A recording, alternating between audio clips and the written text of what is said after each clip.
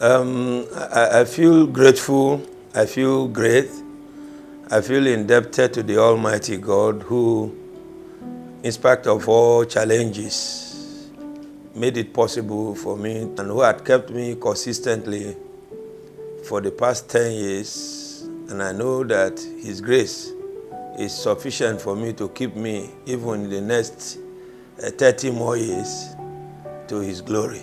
So I feel grateful. I feel grateful to God. I feel happy, excited, and I feel happy that I have colleagues who tolerated me for the past 10 years, who have been with me, and who, in spite of all my, what I may call the hard posture, slave-driving manner, they kept on going. So I also salute them, salute my family who made the home front good for me, because if we have not been under the grace and control of God, perhaps you won't even be alive to celebrate 10 years. So in all of this thing, I think I return glory to God who made everything possible. Indeed, my favorite scripture is what Apostle Paul says, I am who I am by the grace of God. And the grace has kept me. And it's the grace that will continue to keep me despite all challenges. So I'm grateful to you. I'm grateful to your siblings. I'm grateful to my wife. I'm grateful to my children. I'm grateful to everybody, my brothers, my sisters, distant cousins, relations, friends, professional colleagues who have been there for me.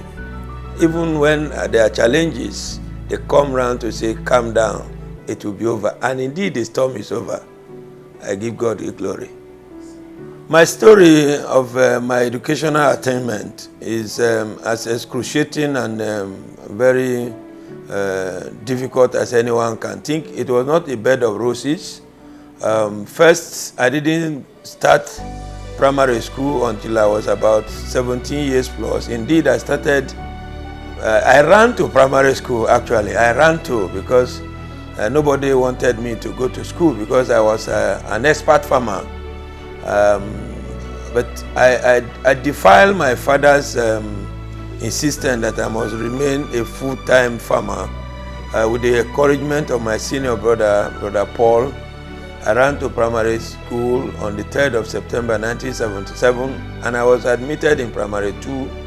I did very well, according to my headmaster, Mr.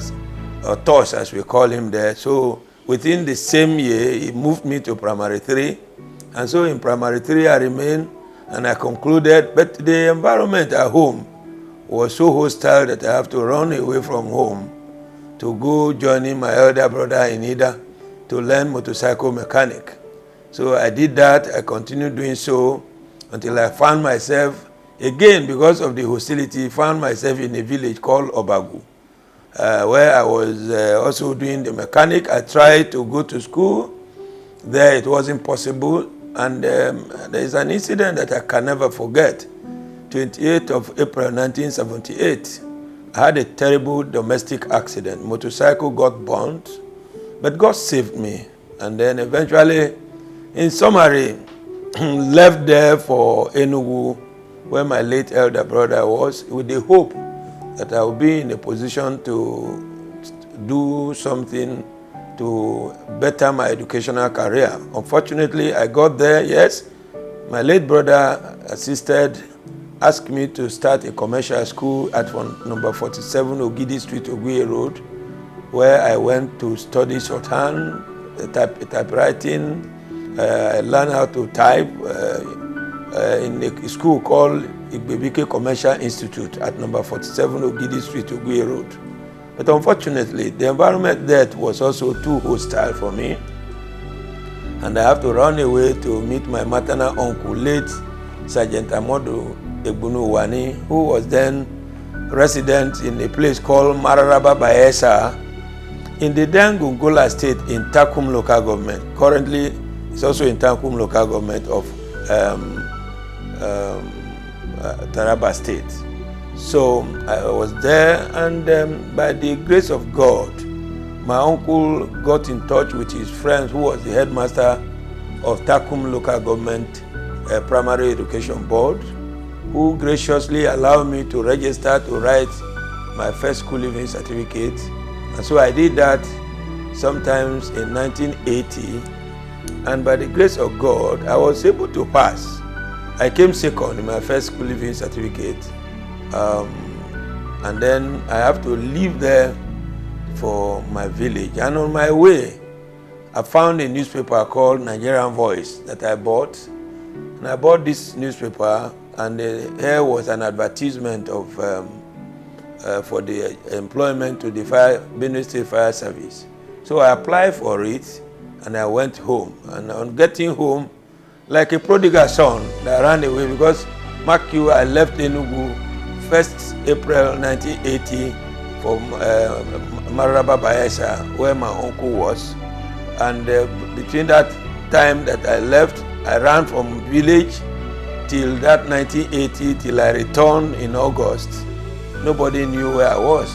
It was not an era of mobile telephone. It was an analog age, and if you must have a telephone in your house. And then coming from a background of a poor family, not a background of affluence, my family didn't have telephone. Neither did I have access to telephone. So when I came home, it was like a prodigal son has returned. And my father was happy, my mother was happy, and an incident happened. My coming home was intended that I will go and register myself as an adult in the Government Teachers College in a place called Ojuokongoya in Ida local government. But when I got home, my younger brother, who had the privilege and opportunity of being brought up by my dad's auntie,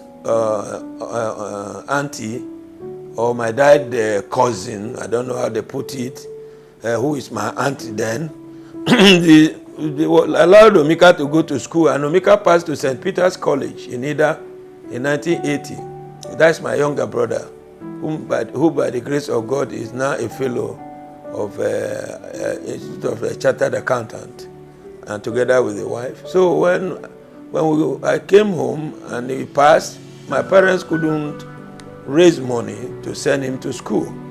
And so we had a very big man, in quote, in the village then, who came to my parents, my father in particular, and asked my dad that because of the nature of his poverty, that my younger brother's admission be sold to him so that his son would bear my younger brother's name. So I became angry and vexed, but I maintained my cool. So when he left, I conversed with my father, and my father, being an emotional father, started shedding tears that the man came to mock him of his poverty. And then said I had a suggestion, and he would say, what was it? I said, well, because I'm big enough, at 1980 I was already 20 years. And at 20 years we are entitled to be recruited into the Nigerian police. Not the kind of lobbying that we have now. So then my father blessed me. And indeed he blessed me. Made all manner of, even though he wasn't a Christian, he blessed me. And I say that that I have taken away shame from him. Shame will never get close to me. That I was going to be a household name, that I was going to be a tree with branches. Many people will come under my shade, and that I will live long. I will have no shame.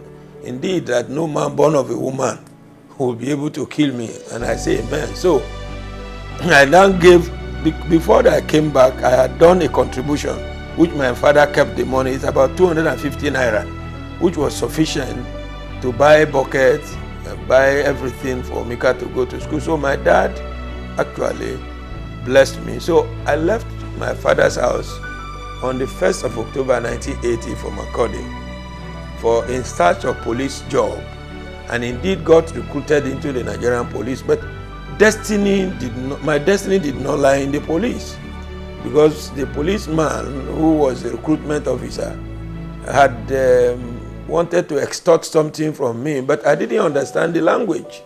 So he said I was going to be trained as tailor. And I said, well, unfortunately, I'm not a tailor, so I don't like to go for training as a tailor. If that be the case, remove my name. And that's how I ended up not following for police training in Maiduguri. But as God will have it, eventually I went for the interview of the fire service that I applied for. Actually wrote, I passed. But when they announced for interview, my name was surreptitiously removed and replaced with another Jibrin. This time around, instead of Jibrin Okutepa, what I heard was Jibrin Adejo. And so I became angry and then went to the office to confront the staff officer, one Mr. Ali, I don't know where he is now, to say, how will you have done what you have done? And I can tell you, in the journey of life, you need to be bold. Otherwise, your destiny will be trampled upon. The man chased me out of his office, but eventually 3 months into the training, I was called upon to come and join the fire service. And indeed, I joined them in training. I got trained. And then at the end of the day, I was doing my job. One hot afternoon, because of my previous reading, because I read, I was not that lay-by person or a lazy person. I was reading all manner of books, textbooks, periodicals, political science, economics, anyone. I was buying, I was reading. And I disciplined myself in Makurdi. I was not going out. I was not a party person. I was not a disco person. Well, the only place I knew I was going, go to church, come back to my house, and I had no friend. My friends were just few persons, and we talk issues of life. So eventually, 1981, I saw November, December GC question papers, and I could answer virtually every questions in the question. I said, oh, if this is how this is easy, then I will register. So I enrolled myself in with what they call exam success, extramural class that was being run by the University of Jos then in Makurdi. Late Suma was in charge, and then one Mrs. Alpha also, I can't recall the name now. So I registered, and by 1982, November, December, I sat for my GC, and by the grace of God, I passed all the 5 papers at a sitting. Indeed, 4 credits and 1 pass. In government, Christian religious studies, English language, economics, and commerce. So eventually, I found myself, I then needed, because one of the caveat my dad gave to me when I left home was that be very careful of women.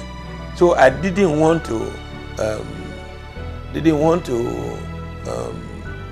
here and there, even though in Makurdi things were something. So I found myself, I got married, I went to School of Basic Studies, had my first son 12th August 1984, my second child 28th of July 1986, my third child 8th of December 1989. Then I had another one that is late, Aidejule, in May 1992. Then eventually had my second son, 25th November 1995. Eventually had my Ojochide, August 22nd, 2001. Then had Dominion, Ebojo, 22nd of July 2007. Then Daniel was born 11th of March 2011. and then had Dominion 19th of January 2013.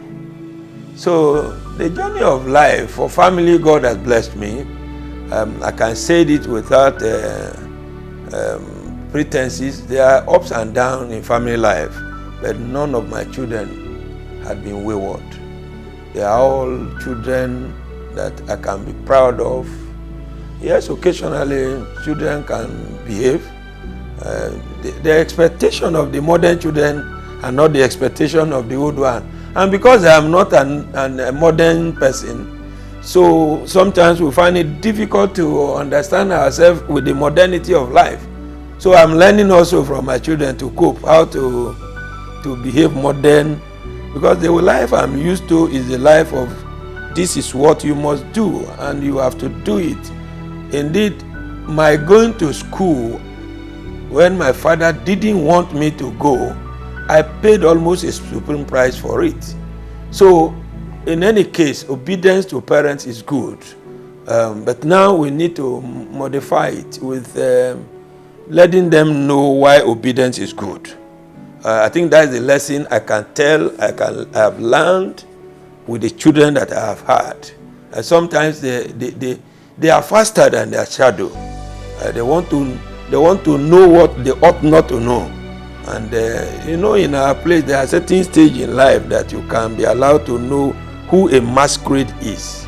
But we are now in the modern age, and they call it jet age. So back to that's family. But I can tell you without pretending that if I have my way again to repeat all the children, I will repeat them, because each and every one of them, including the last one, are fervent for God, and that is the most important thing. No one is on drug, no one is on is moving here and there. So I return glory to God. I didn't have the time to sit them down to say this is what you are going to do. We just pray, we say Bible, we read and they are being brought up by God. So I thank God for that. Now back to my career. Went to School of Basic Studies 1985.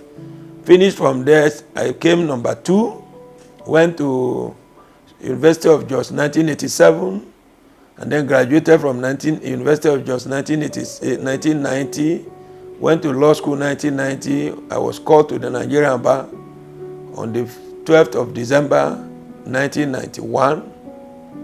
Then started my full-fledged practice, and I had my first appearance before late Honorable Justice Emmanuel Omanchi Ogbole of the then Benue State High Court, number 3, on the 19th of December 1991, the father of Paul Harrison SAN, and he was a patient judge.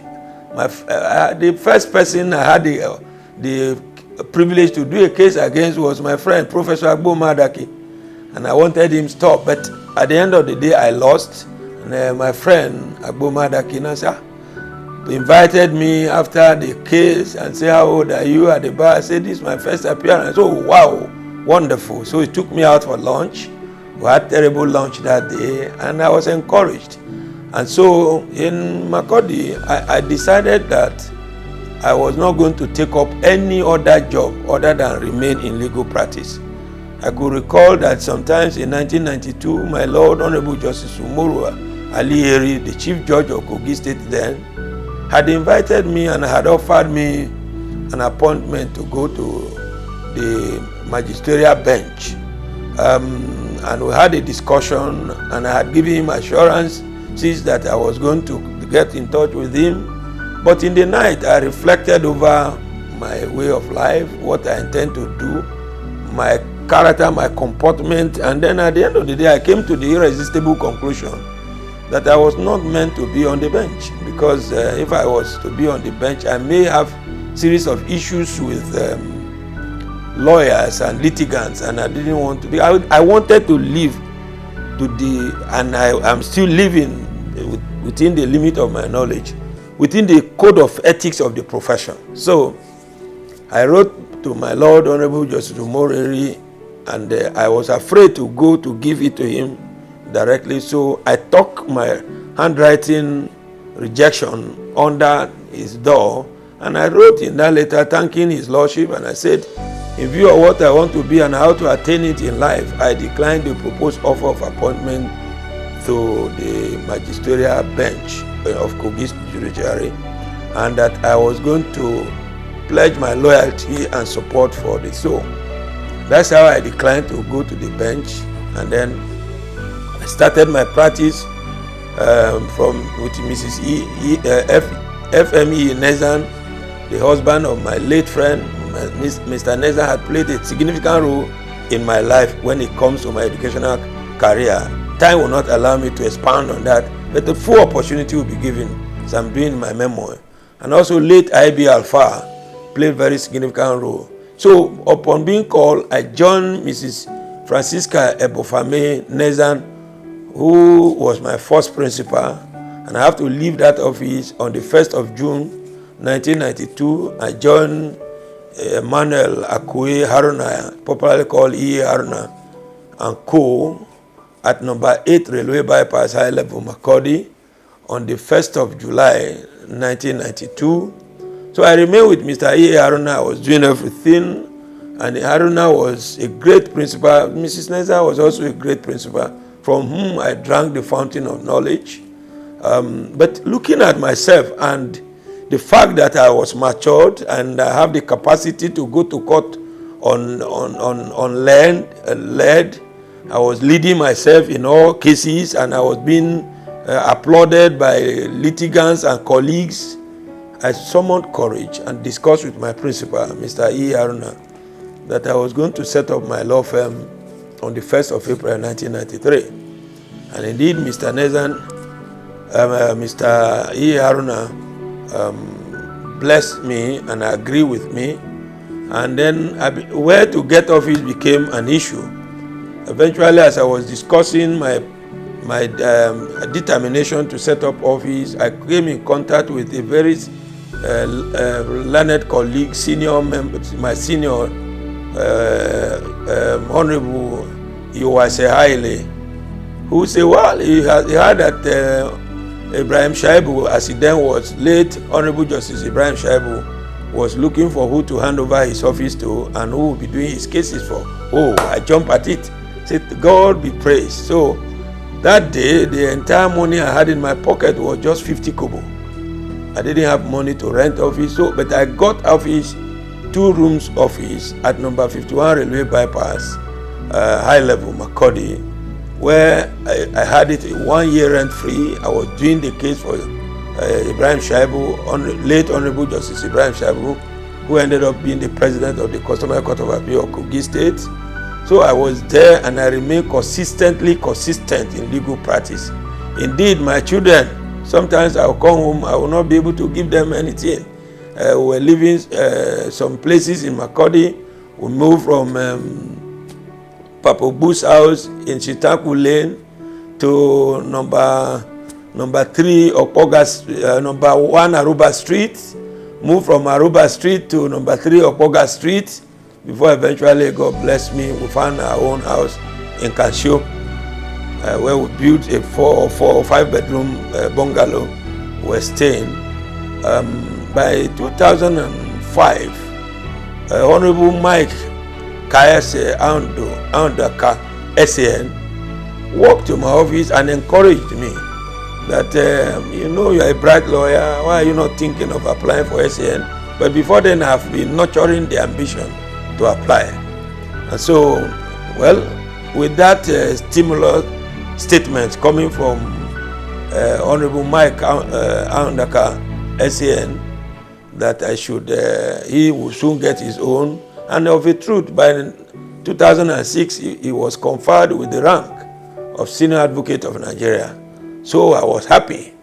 Then by 2007, I decided to rent an office in preparation for the application of the rank of Senior Advocate of Nigeria at number 7 Old Otukpo Road, Ashby Investment House.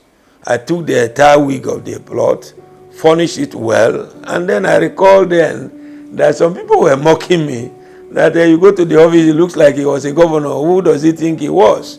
But I was prepared for it because I was an orphan, figuratively speaking. I had no father in the legal profession that I say this is my father.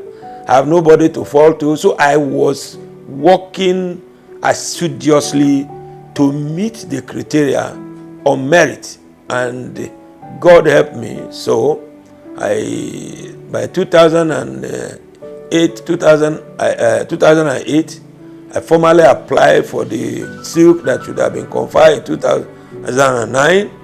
I went for the interview, I passed, but being a privileged, and I cannot question why I was not selected. I was not lucky to be selected in 2009.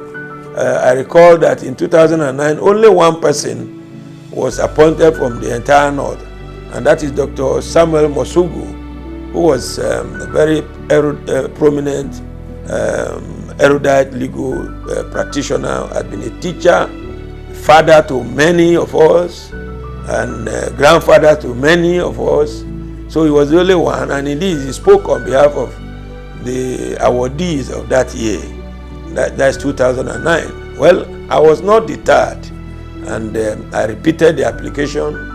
And during our time, a lot of issues came up, litigations upon litigations, and then they said, okay, judges now must recommend. So you must have the recommendation of judicial officers across the federation. And thank God, I had overwhelming support, recommendation, even though I was not a man of affluence in my pocket. Indeed, at the material time I was conferred with the rank in 2011, I couldn't even afford to buy my working robe. It was Honorable Gabriel Suswam, then the governor of Benue State, who gave me 5 million to be able to buy my working robe, and some other colleagues made contributions. So eventually, by the grace of God, and while I was far away with you, being led by Chief Bayojo in election petition involving Chief Godswill Akpabio, who was then the governor of Akwa Ibom State, at about 5 p.m., I received a call from no less a person than Demian D. Dodo, SAN, my senior colleagues at the Inaba. Congratulations, yes, you've made it. So I jumped and I was happy. So 7th of July, 2011 was the day the Legal Practitioner Privileges Committee found me worthy in knowledge and character and conferred the coveted and prestigious rank of Senior Advocate of Nigeria on me. 7th of July marked the 10th year.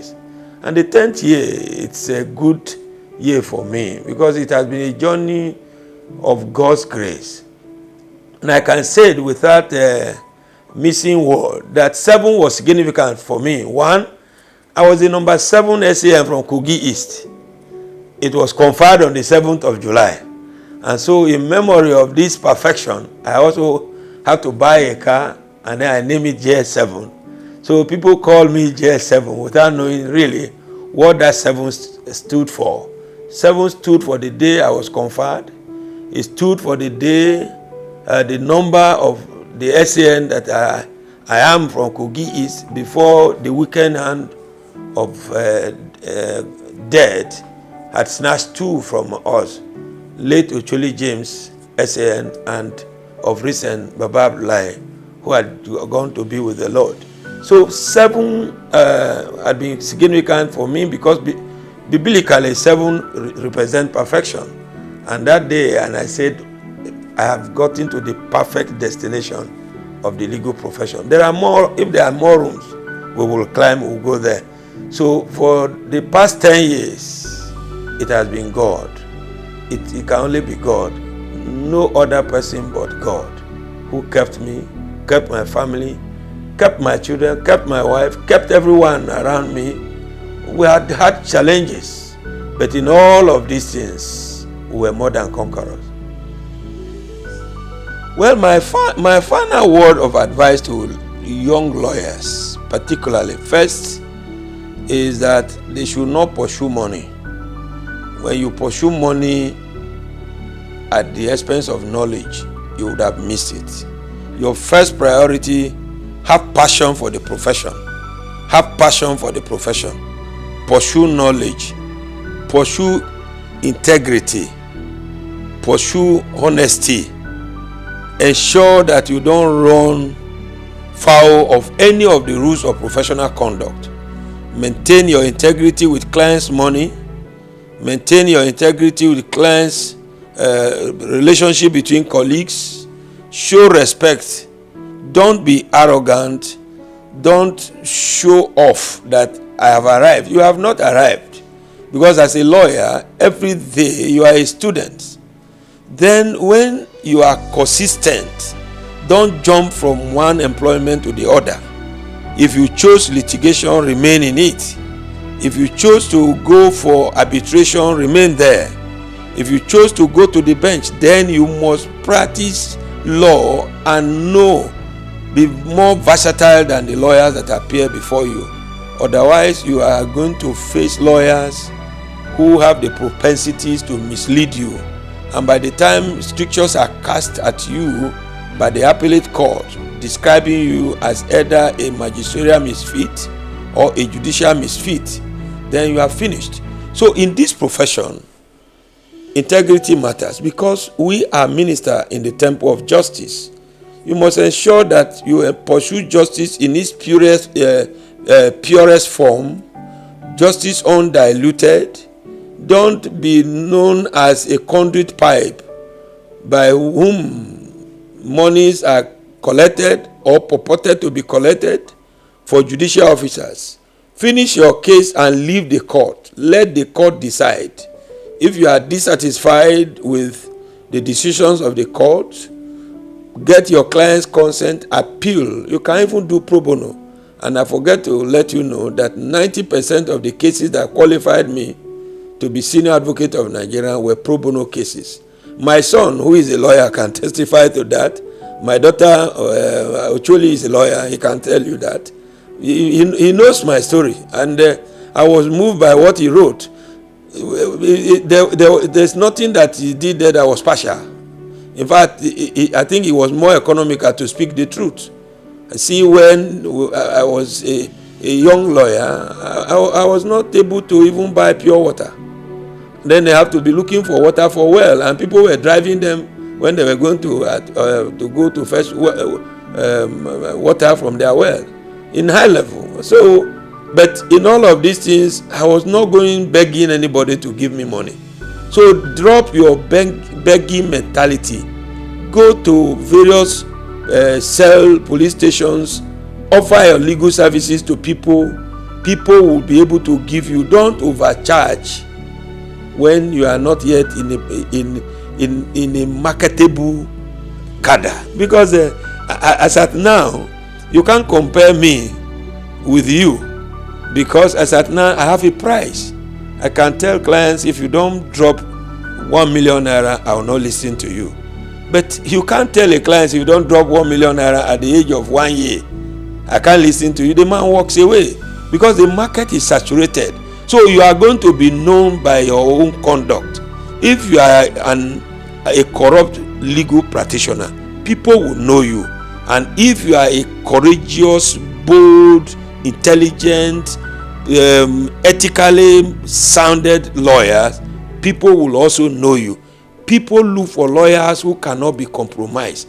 Refuse to be compromised in your dealings with your clients, in your dealings with your colleagues. If you take your client's cause and you believe in the cause, defend or prosecute it with evangelical commitment. After all, to get justice in our court is like converting a sinner to go to heaven. So you must embark on an evangelical attitude to let the judge know that why justice is on your side. And if you are not well read, versatile, and know your law, know the latest decision, you will not be in a position to preach, so to speak. Permit me the use of this ecclesiastical word. What we do in the court is like preaching. If you don't have the unction, you can't just man the pulpit. People will be dozing off. But the same thing with you. If you have an unction of legal practice, once you are making submission, the judge will be captivated and attracted to you, and they will know you. most judges know me, and they know me as lawyers who does not compromise. And I intend not to compromise until I get to the time I want to depart this world, which is 95 years that I have asked God to give me, and I still have more years to live. God bless young lawyers. God bless the old ones too. God bless the incoming one. Above all, be a lawyer that makes friends and don't keep enemy, because litigation is not war.